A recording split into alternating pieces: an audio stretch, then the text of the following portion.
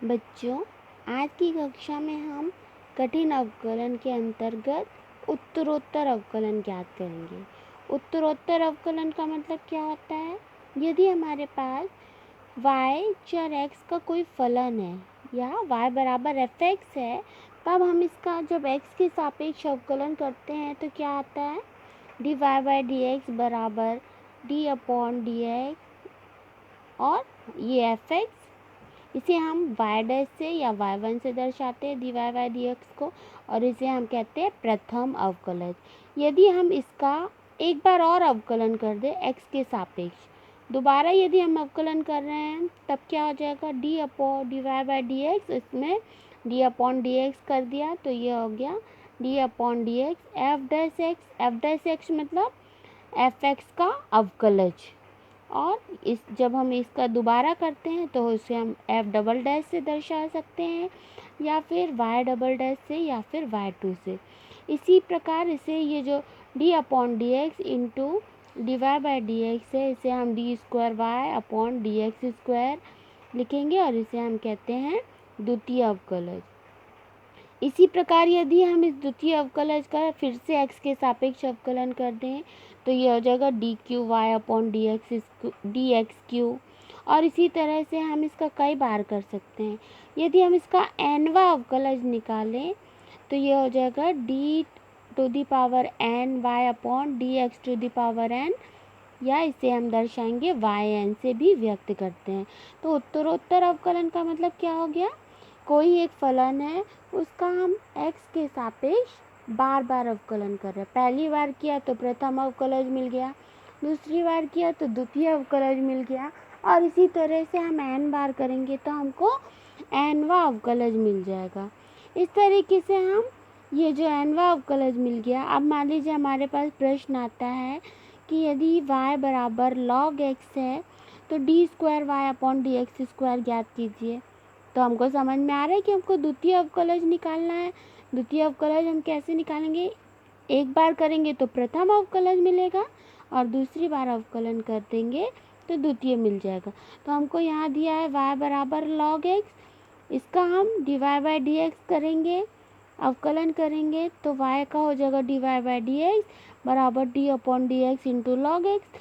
Log x का होता है 1 अपॉन एक्स, तो dy बाई डी एक्स बराबर log x का अवकलन होता है 1 बाई एक्स, इसको 1 बाई एक्स लिख दिया।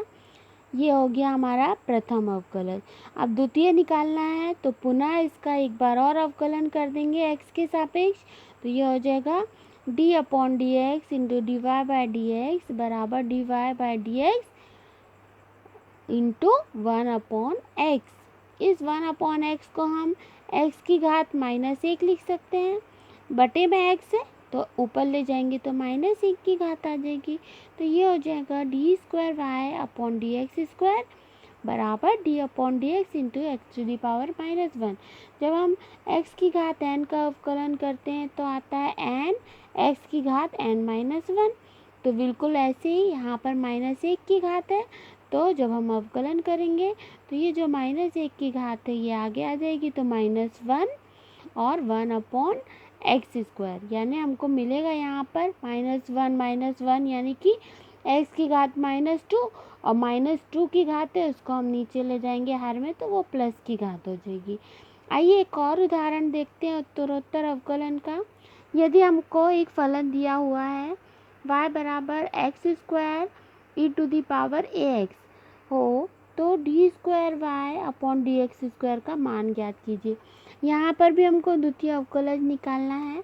सबसे पहले हम लिखते हैं दिया है, क्या दिया है हमको? y बराबर X square E to the power ax। यहाँ पर हमको दो फलन दिख रहे हैं, और जब दो फलनों का गुणनफल होता है तो हम क्या करते हैं? गुणनफल का सूत्र लगाते हैं।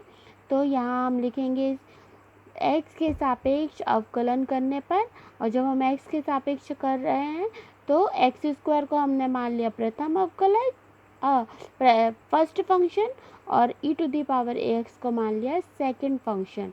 और हमारे पास दो फलनों के गुणनफल का अवकलन का सूत्र होता है प्रथम फलन डिफरेंशिएशन ऑफ द्वितीय प्लस द्वितीय फलन डिफ्रेंशिएशन ऑफ प्रथम। बिल्कुल ऐसे ही हम इसमें सूत्र लगा देंगे, तो हो जाएगा x square d upon D x e to the power a x plus e to the power a x d upon D x x square. X square वैसे ही रहा, e to the power a x का होता है e to the power a x का पुनः करेंगे तो आ जाएगा ए। फिर यहाँ पर e to the power a x वैसे का वैसे ही है, और एक्स स्क्वायर का हो गया 2x।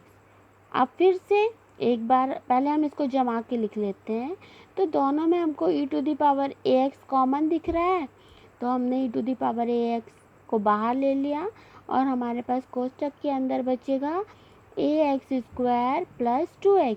अब फिर से हमको इसका x के सापेक्ष अवकलन करना है, तो यहाँ हमको दो फंक्शन दिख रहे हैं। पहला फंक्शन दिख रहा है e to the power a x और दूसरा फंक्शन हमने इस कोष्टक वाले को मान लिया। तो फिर वही सूत्र यहाँ पर D Y by D X का एक बार और अवकलन करेंगे, तो यह हो जाएगा d square Y upon D x square बराबर first function e to the power x वैसे का वैसे ही d upon D x a x square plus 2x plus द्वितीय फंक्शन वैसे का वैसे यानी कि a x square plus 2x d upon D x e to the power a x.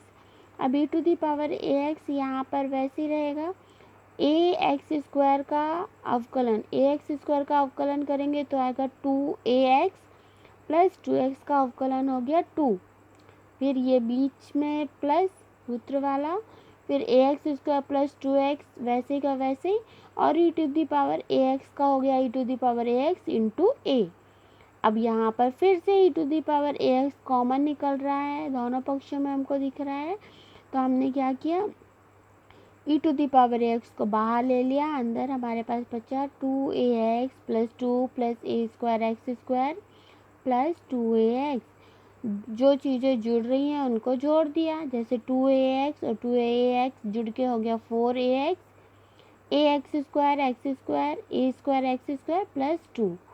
तो ये हमारा आ गया द्वितीय अवकलज d square Y upon D x square बराबर e to the power a square x square plus 4ax plus 2।